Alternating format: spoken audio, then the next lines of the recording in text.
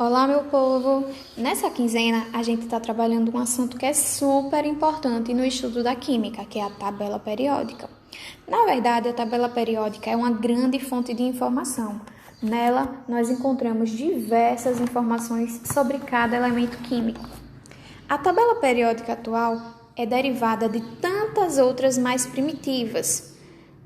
Muitos contribuíram para a construção da tabela periódica que temos hoje, até porque foram os aperfeiçoamentos que chegaram ao que temos de atual. O primeiro, mais citado nos livros, foi Dobereiner, criando a Lei das Triades em 1829. Dobereiner organizou os elementos de 3 em 3 de acordo com a semelhança nas massas atômicas. Por exemplo, o ferro, que tinha 56 de massa atômica, o cobalto, que tinha 59 de massa atômica, e o níquel, que tinha 58 de massa atômica, formavam um grupo onde a semelhança com a proximidade das massas mostrava que eles tinham propriedades bem parecidas. Outros fatores que eram considerados para essa organização eram a diferença comum entre as massas. Por exemplo, de um elemento químico para outro, pulavam 10 unidades de massa atômica, ou então era feita uma média aritmética entre esses elementos para eles serem agrupados. Esse modelo de tabela não foi muito eficaz, porque trazia muitas falhas e vários elementos químicos acabavam ficando de fora. Por conta disso, anos mais tarde, apareceu Chancortois, com o seu modelo do parafuso telúrico ou caracol de Chancortois. Chancortois era um geólogo francês que, em 1862, organizou os elementos em ordem crescente de suas massas atômicas por uma linha espiral em volta de um cilindro. Foram feitas 16 divisões e elementos de propriedades parecidas apareciam uns sobre os outros, como você pode observar na imagem que está sendo mostrada aí no vídeo.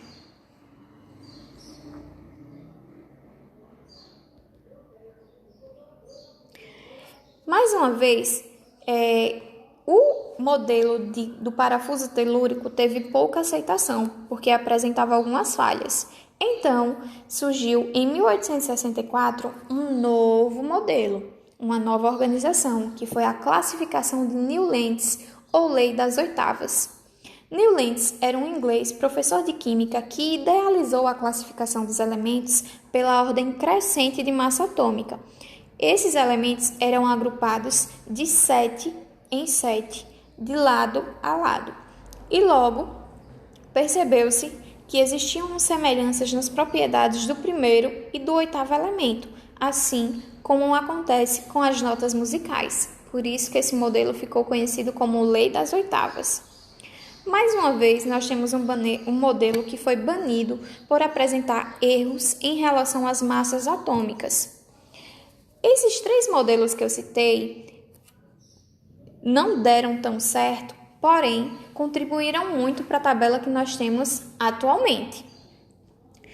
Mas foi Dmitri Ivanovich Mendeleev o mais ousado em apresentar um modelo de grande aceitação. Dmitri, ou Mendeleev, como é mais conhecido, fez observações como os elementos, se dispostos de acordo com suas massas atômicas, revelam periodicidade de propriedades.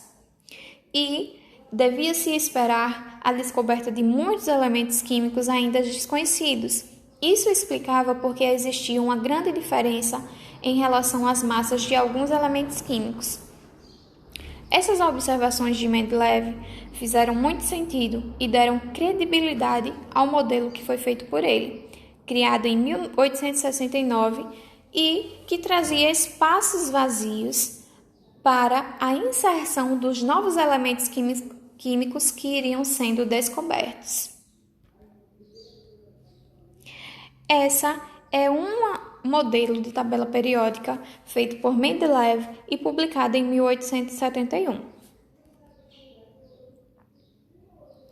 Mendeleev organizou os elementos em ordem crescente de massa e colocou aqueles que apresentavam propriedades químicas semelhantes numa mesma coluna.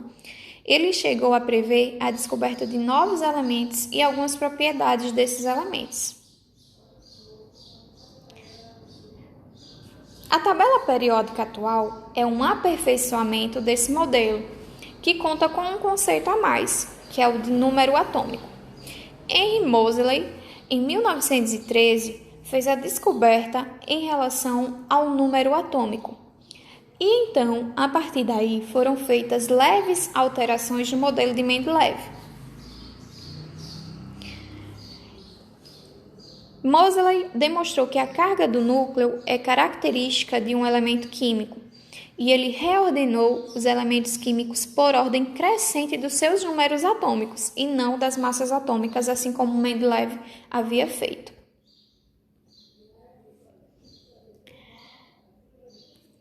Atualmente, a tabela periódica traz os elementos ordenados por ordem crescente dos seus números atômicos. Os elementos de uma mesma coluna da tabela periódica pertencem à mesma família e formam o que a gente chama de grupo. Nesse grupo, as propriedades físicas e o comportamento químico dos elementos são iguais. Os elementos que se encontram numa mesma linha horizontal constituem o que a gente chama de período. A variação das propriedades dos elementos de um dado período processam-se de uma maneira regular. Ao todo, na nossa tabela atual, nós temos 18 grupos e 7 períodos. Como a gente já falou, cada linha vertical é caracterizada como grupo ou família. Por que isso? Na família, nós sempre temos pessoas com características semelhantes, sejam físicas ou no modo de ser. Então, cada família possui elementos de propriedades físicas e químicas semelhantes. Isso acontece porque cada elemento que está contido em uma mesma família possui a mesma quantidade de elétrons na última camada, que a gente chama de camada de valência, certo? Estamos vendo aí, as famílias vão do 1 até o 18, certo? Nós temos uma classificação para os elementos dessas famílias. Os que estão em roxo são os metais alcalinos terrosos, Nós temos a família dos halogênios, que está sendo mostrado lá, que é o grupo 17, e temos o grupo 18, que são os gases nobres ou inertes. As famílias que estão sendo mostradas em laranja, nós chamamos de elementos representativos. Já essas que estão em verde, nós chamamos de elementos de transição.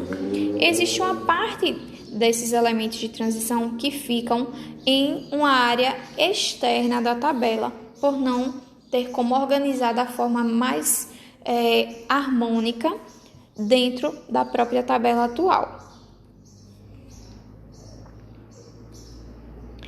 Como eu já falei, os elementos em roxo são chamados de metais. Os em marrom, de não metais. Os que estão em verde são os que estão entre os metais e os não metais. Tem características das duas classificações. Então, são chamados de semimetais. Os em vermelho são os gases nobres. E em amarelo, nós temos o hidrogênio, que é um elemento que não se encaixa em nenhuma classificação, pois ele tem características de metal, muitas vezes, e de não metal em alguns momentos.